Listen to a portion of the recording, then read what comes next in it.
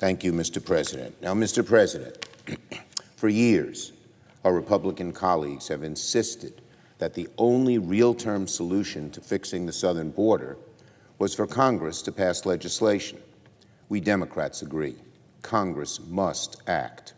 We need to fix the border and reform immigration to make it fairer and more humane. This week, Republicans will have an opportunity to join us in taking action.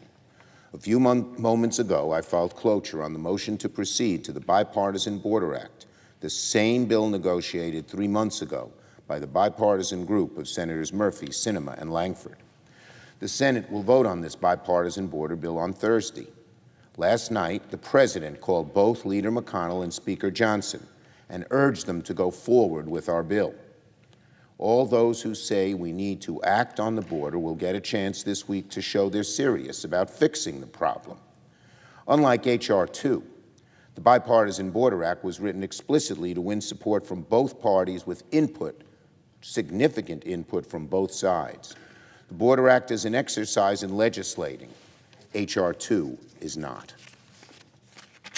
When Republicans pushed H.R. 2, it couldn't even get a single Democratic vote here in the Senate, much less all Senate Republicans for that matter.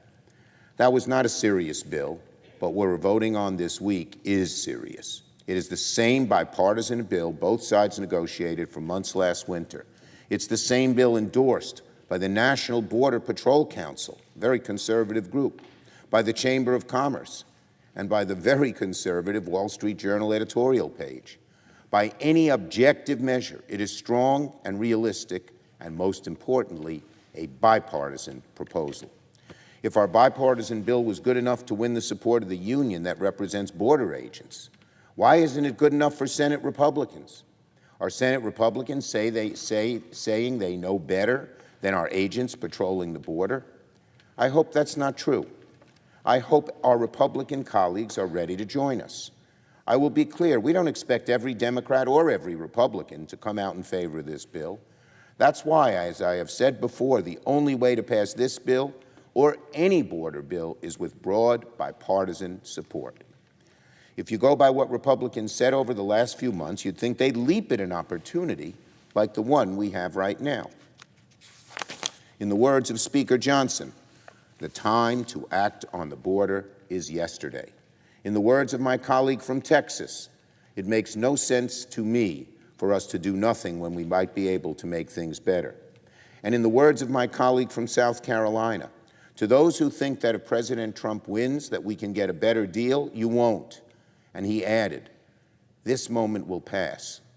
Do not let it pass, unquote. Well, I wholeheartedly agree.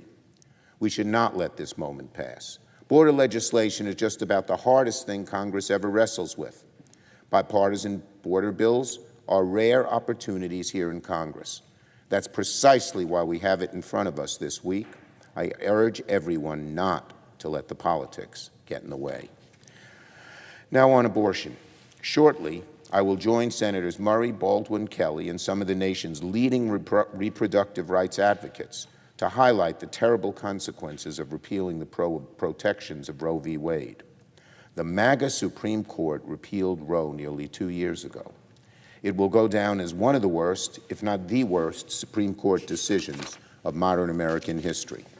In one fell swoop, MAGA radicals on the court made it so that our children and grandchildren will sadly grow up with fewer civil liberties than those who came before them. Repealing Roe was tragic, it was alarming, it was outrageous, but it didn't happen in a vacuum. It happened because Senate Republicans packed our courts with hard-right judges, plucked right out of the Federalist Society checklist.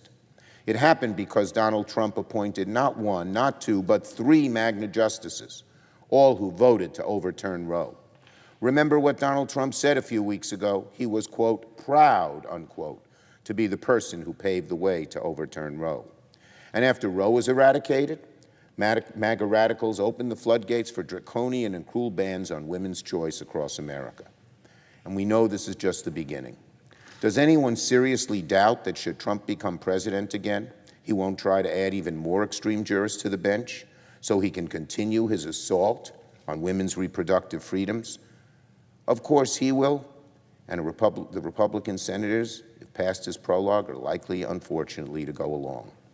If Donald Trump and MAGA Republicans get into power, the hard right would not rest until a national abortion ban becomes the law of the land. Mark my words, that is the direction that they will take America in. House Republicans already included a national abortion ban in their recent Republican Study Committee budget. Remember, the Republican Study Committee includes a majority of House Republicans and their leadership. Roe may be gone, but sadly, the hard right's obsession with eliminating reproductive rights is not. Make no mistake, Republicans will have to answer for their anti-abortion records today, tomorrow, and at the ballot box in November. On guns, 2 years ago, serious-minded Democrats and serious-minded Republicans came together to pass the most significant bipartisan gun safety bill in 30 years. We passed several new common-sense rules in our gun safety bill, including rules closing dangerous loopholes on background checks. And I salute so many of my colleagues, led by Chris Murphy and Kirsten Sinema, who helped make this happen. Yesterday, those rules on background checks were supposed to go into effect. But sadly, MAGA extremists had other plans. Instead, MAGA extremists exploited our justice system and put our background check reforms on ice. How did they do it? By taking their case to their favorite judge in the country, in the Northern District of Texas, to rubber stamp a nationwide injunction. The decision out of Texas is terrible for America for two reasons. First, the decision out of Texas is another consequence of judge shopping, a deeply unfair practice which jaundices the whole fairness and support a judicial system has, where radicals, right-wing MAGA radicals, all but guarantee a favorable outcome by going to a judge of their choice, often in jurisdictions where there is only one sitting judge in that local division, guaranteeing a favorable audience and guaranteeing a favorable outcome. No one had any doubt when these right-wing anti-gun safety groups went to this one judge, the very same judge who knocked out mifepristone.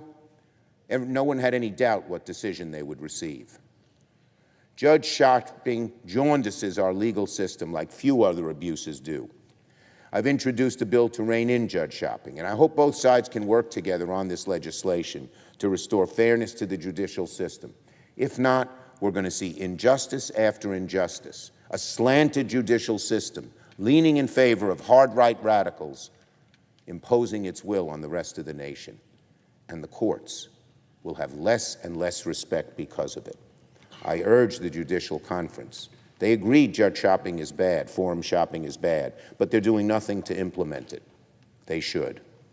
But second, maybe even worse, the decision out of Texas means MAGA radicals have temporarily succeeded in blocking common sense gun safety measures and making our communities less safe. There were outrages in Uvalde, in Buffalo.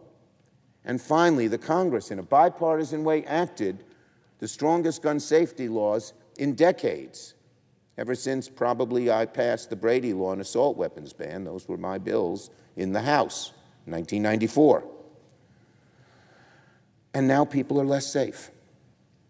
Less safe because people who shouldn't have guns, young people, are getting them. Closing loopholes on background checks help keep guns out of the hands of people who shouldn't have them. Keeping dangerous weapons out of the hands of dangerous people should be something both sides can agree on. But MAGA, sadly, MAGA Republicans and the right-wing gun lobby thinks the opposite. And with forum shopping, they can almost automatically get their way, at least in the district courts. Finally, on the PACT Act, this is some good news. Today, President Biden will announce some very good news. It's very good news for our nation's veterans. The Biden administration has now approved over 1 million claims from over 880,000 veterans still suffering from burn pit exposure, thanks to our PACT Act. When we passed the PACT Act 2 years ago, it was the most significant expansion of veterans' health care in generations.